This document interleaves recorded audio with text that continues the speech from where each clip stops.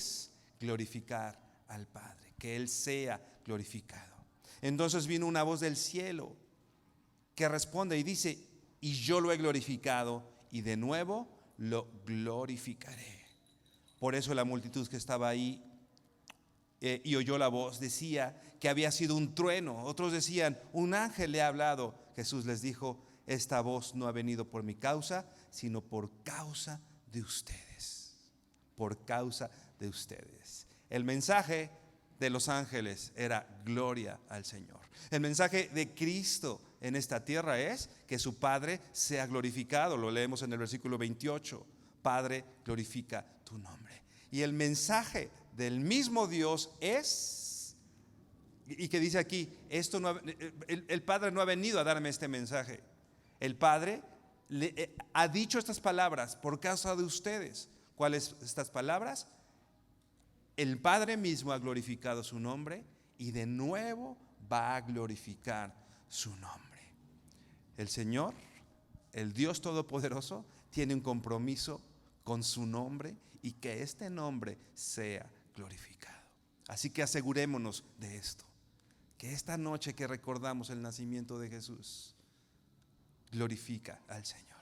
Toma un tiempo para reconocer lo que Dios ha hecho en nuestras vidas. Toma un tiempo para glorificar al Señor, para que Él sea glorificado. Dice la NTV en el verso 27 que ya leíamos, en este propósito primordial, prioritario en el nacimiento, vida y muerte de Jesús. Te lo voy a leer la NTV que dice en el verso 27: ahora mi alma está muy entristecida. ¿Acaso debería orar: Padre, sálvame de esta hora? Pero esta es precisamente la razón por la que vine. Esta es precisamente la razón. El Señor Jesús no vino prioritariamente a hacer milagros, a sanar a la gente. Estos milagros mostraban sus credenciales, una autenticación de quién era, que Él era Dios y que venía a esta tierra. Pero Él no vino a hacer milagros. Él no vino a establecer un gobierno terrenal. Él no vino a liberar a los judíos de la opresión del Imperio Romano. Él vino a morir. Él vino a morir. Pero esa es precisamente la razón por la que vine. Hermano, no podemos separar, y ahorita Azu nos los decía, no podemos separar el nacimiento de Jesús de su muerte. Porque el Señor no nació y se quedó bebé, ¿no? Él creció y vino con un propósito: que el Padre sea glorificado. ¿Y para qué nació Cristo? Para ir a una cruz. Decíamos la semana pasada, ¿por qué no había un hotel o un mesón que pudiera recibirlo y recibirlo en buenas condiciones, ¿no? En las condiciones mejores que si Dios ya había hecho que Augusto César diera el edicto para que José y María fueran de regreso a Belén? ¿Por qué no hizo que alguno de los mesoneros en este tiempo abriera el mesón y les ofreciera un buen lugar, ¿no? Y decíamos la semana pasada que desde ese principio empezó el camino a la cruz. No podemos separar el nacimiento de Jesús de su muerte, porque para eso vino, ¿no? Y el propósito que ya decíamos está en el verso 28: Padre, glorifica tu nombre. Padre, glorifica tu nombre. Y que el Señor sea glorificado son buenas noticias para nosotros, porque cuando Dios se glorifica, cuando Dios muestra su gloria, como ya hemos dicho, nosotros salimos beneficiados. Juan 1:14 dice así. Juan 1:14.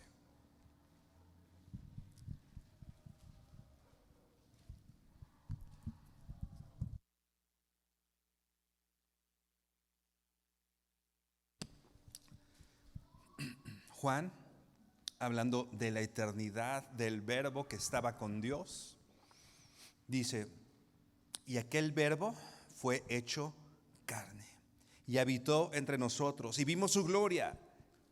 acuérdate, la gloria del Señor nos beneficia a nosotros. Y vimos su gloria, gloria como del unigénito del Padre, lleno de gracia y de verdad. La NBI dice, y el Verbo se hizo hombre, se hizo como tú y como yo. Aquel Verbo fue hecho carne. Y esto, hermano, si tú meditas en esta gran verdad, es algo que puede sacarnos de contexto de muchas cosas. Por ejemplo, para los griegos, el decir que Dios se había hecho carne era algo totalmente que no podían concebir, que ellos no podían pensar, por dos razones. Una, ellos, los dioses o las deidades que tenían, muchas de ellas más bien eran hombres, como que llevados a un superlativo, eran como superhombres, ¿no?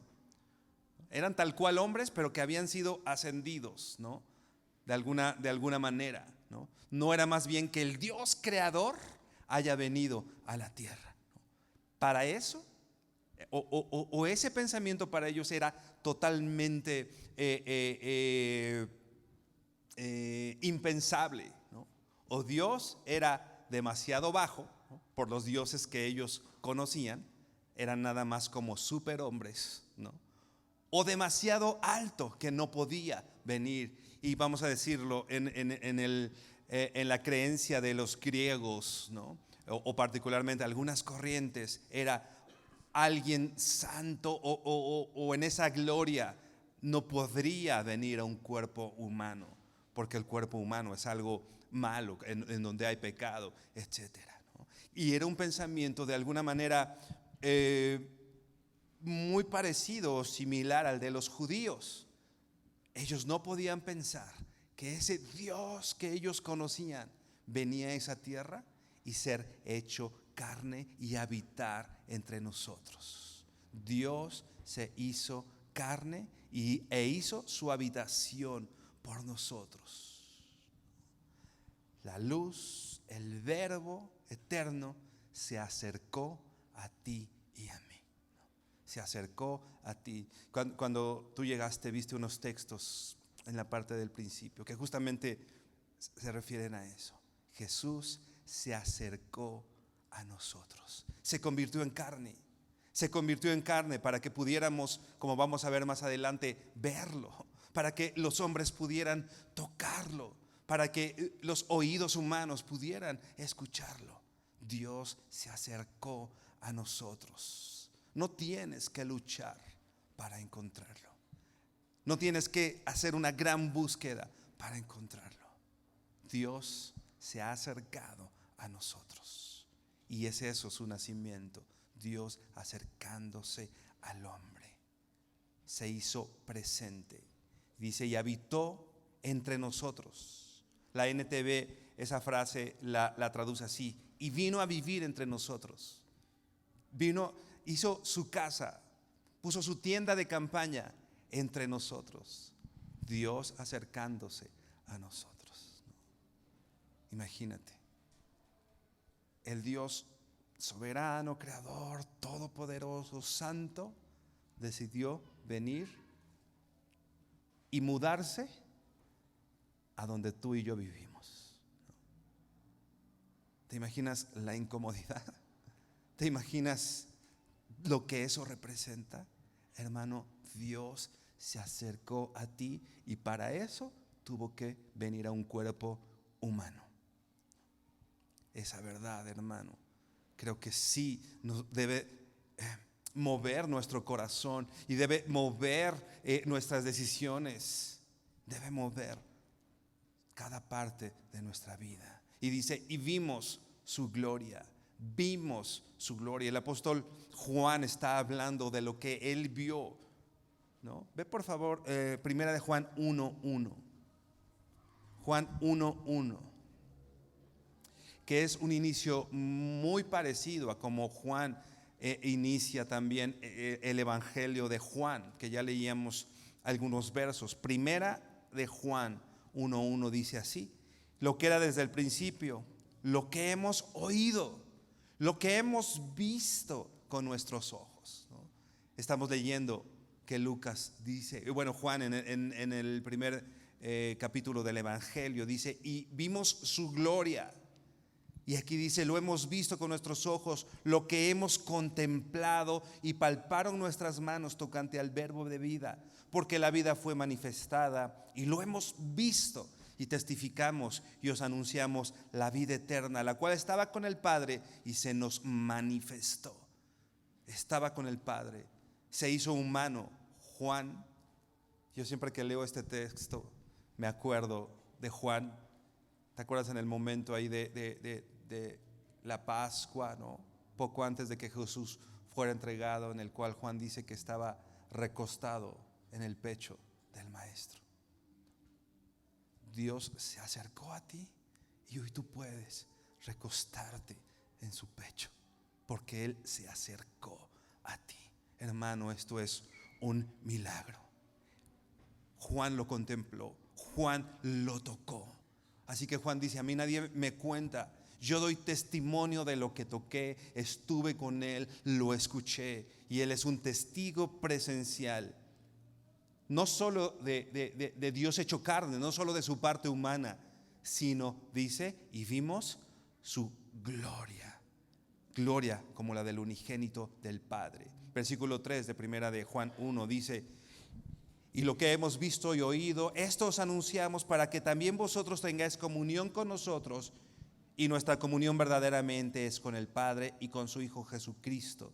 Estas cosas os escribimos para que vuestro gozo sea cumplido. ¿Por qué Juan empieza a hablar de lo que él vio y oyó? Dice el verso 3, esto te anuncio para que tengas comunión con nosotros, y nuestra comunión verdaderamente es con el Padre. El Señor vino a la tierra e hizo un encargo a sus discípulos: vayan y hablen y den testimonio. Yo me he manifestado a ustedes, pero no solo me he manifestado a ustedes, hermano, Dios se ha manifestado a nosotros. ¿Y sabes qué? Dios le interesa tener comunión contigo. A Dios le interesa tener comunión contigo. Si no tenemos comunión con Dios, no es que Dios no haya propiciado. Ya hemos visto todo lo que Dios ha hecho para tener comunión. Dios se ha acercado a nosotros. Dios tomó un cuerpo humano, vino a nacer en un pesebre, fue una muerte y muerte de cruz para tener comunión contigo. Hermano, si no tenemos esa comunión, es más bien porque nosotros no hemos hecho lo necesario. El Señor ha propiciado, y a eso vino, a manifestarse, a manifestar su gloria, para que puedas tener una relación con Él. Dios no es un Dios impersonal, no es un Dios lejano, no es solo una imagen abajo del arbolito de Navidad. Dios es una persona que busca relacionarse y tener comunión contigo. Regresa por favor a Juan 1:14. Y dice así, Juan 1:14. Y aquel verbo fue hecho carne y habitó entre nosotros, y vimos su gloria, gloria como la del unigénito del Padre, lleno de gracia y de verdad.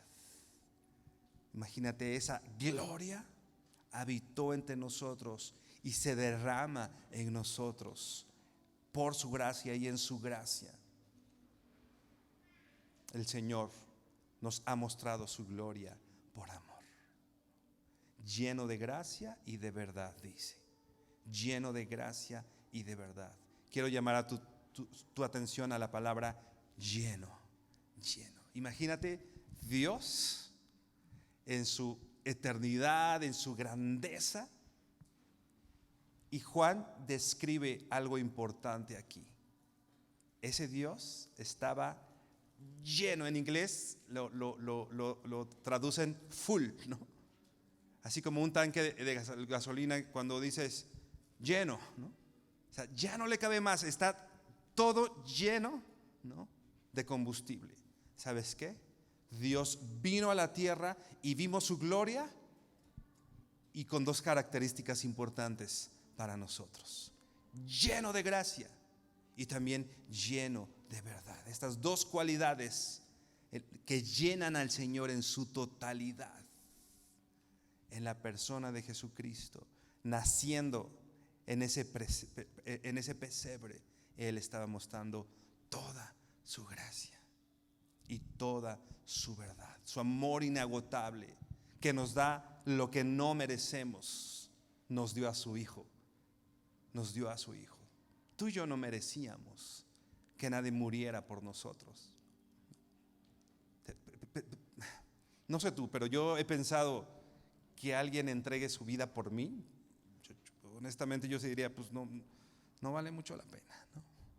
Ahora el Hijo de Dios en toda su gloria, entregando su vida por ti y por mí, lleno de gracia, vino a morir, como hemos visto, a convertirse en un sacrificio perfecto, a ser obediente para que su Padre fuera glorificado y para nuestra salvación, para que nosotros pudiéramos tener paz y para mostrar su buena voluntad para con los hombres. Él dice, Juan dice que la gloria que Dios reveló a los hombres estaba llena de gracia, pero también de verdad. Jesús encarnó esta unión entre la gracia, pero también la verdad. Ve por favor al Salmo 85, verso 10. Y te voy a leer la NTV.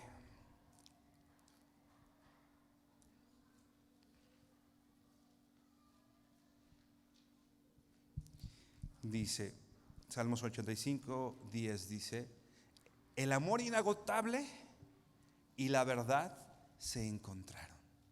Un amor que no se puede terminar, un amor que no se agota. Cuando la Biblia en el Salmo 85 menciona esto de amor inagotable, podemos explicarlo con mayor profundidad, pero por cuestión de tiempo no lo haremos. Pero en resumen es misericordia, ¿no? Misericordia, amor inagotable y la verdad se encontraron. ¿Cómo vino Cristo? Lleno de gracia y de verdad, lleno de amor inagotable y de verdad. ¿Cómo es posible? Un amor inagotable y la verdad y la justicia del Señor. Si en su justicia yo tendría que estar muerto, como estaba en mis delitos y pecados, y recibir la condenación eterna, en justicia y en verdad yo merecía eso. Tú y yo merecíamos eso. Pero también vino lleno de misericordia y de amor para con nosotros. Y aplicó su justicia, pero también aplicó su amor. El amor inagotable y la verdad se encontraron. La justicia y la paz se besaron. ¿Cuándo fue ese momento? En la cruz. La justicia de Dios, pero también la paz, tuvieron un encuentro. A nivel humano no podríamos pensar que esto pase, ¿no? A nivel humano, justicia y paz, pero en Dios, dice un comentarista, la justicia y la paz en Dios son los mejores amigos, porque Dios muestra su amor haciendo justicia. Y es algo que como hombres de pronto es difícil comprenderlo. Regresa por último a Lucas 2, 14. Ya lo cantábamos, ya lo mencionábamos antes. Dice: gloria a Dios en las alturas y en la tierra paz, buena voluntad para con los hombres. Que Dios se lleve toda la gloria. Para Él son las palmas, para Él es la gloria y el honor, y nosotros tenemos paz. Hermano, ¿quieres la paz de Dios? Asegúrate de que Dios sea glorificado en tu vida. Cuando buscamos nuestra propia glorificación, cuando busco el yo ser reconocido, cuando yo busco ser el protagonista, ahí es donde empezamos a tener problemas con nuestra paz. Entonces, ¿cuál es nuestro encargo? El mismo encargo que tenía Jesucristo: que Dios sea glorificado. Y entonces, como consecuencia, nosotros tenemos paz. La mayor gloria que tú y yo podemos ver es la gloria de Jesús, el Señor del cielo, creador, que tiene un dominio eterno, pero que fue levantado en una cruz para morir por los pecadores. Así que esta Navidad, cuando veas al Hijo de Dios como Rey de Israel, como el Hijo del Hombre, cuando veas ese arbolito de Navidad, cuando pienses en los beneficios y cuando pienses en el nacimiento de Jesús, asegúrate de verlo también en tu mente en una cruz, en su obra completa, porque ese es el propósito para el cual nació. Y Él es el glorioso dador de la vida eterna a través de eso. Pensemos entonces en el nacimiento de nuestro Señor, pero en su obra completa, también en su muerte. Noche de paz, noche de amor. Por supuesto que sí, por supuesto que sí. Podemos tener una noche de paz dentro de cualquier circunstancia. Como te decía al principio, puedes, a lo mejor como yo, probablemente acabas de perder a tu padre. A lo mejor puedes estar en un hospital o un ser querido en un hospital. Pero en medio de todo eso, hermano, el Señor se ha asegurado que tengas una noche de paz y una noche en donde todo su amor inagotable ha sido por nosotros y en nosotros. Inclina, por favor, tu rostro. Señor, gracias, gracias, Señor. ¿Quiénes somos nosotros para que tengas memoria, Señor? Dice tu palabra, nos has hecho menor que los ángeles, Señor, pero nos has contemplado, nos has llenado de honra y de gloria. Gracias, Señor, porque has mostrado tu gloria en tu Hijo Jesucristo. Gracias, Señor, porque eres bueno y misericordioso. Gracias, Señor, porque naciste un día y hoy lo recordamos, Señor. Gracias, Señor, porque te has acercado a nosotros. Gracias, Señor, por tu muerte en esa cruz que nos ha dado vida, esperanza, Señor. Gracias, Señor, por esta noche. Gracias, Señor, porque hemos llegado hasta el fin de este año, Señor. Y tal vez algunos de aquí podemos estar preparando y haciendo preparativos, Señor, de comida y de cosas que vamos a disfrutar, Señor. Gracias también por eso, Dios. Gracias, porque nuestra paz, Señor, te glorifica a ti, Señor. El que yo pueda disfrutar de esa cena, el que yo pueda disfrutar de estar con mi familia, Señor, te glorifica a ti. Y queremos, Señor, asegurarnos de eso, Padre. A lo mejor algunos de nosotros por el compromiso familiar, Señor, o por ciertas situaciones, vamos a tener que estar en un lugar en donde podría ser difícil tener paz, ¿no? Porque la gente no se reúne necesariamente a eso, Señor. Pero, Señor, tú vas con nosotros, Señor. Y queremos hacer lo que hacía Juan, lo que hacía Pedro, después de haber estado contigo. Ir y testificar y anunciar tu nombre, Señor. Y mostrar esa paz que sobrepasa todo entendimiento, Padre. Gracias por nacer también en nuestros corazones. Te honramos, te bendecimos y damos gracias en el nombre de Jesús. Amén y amén.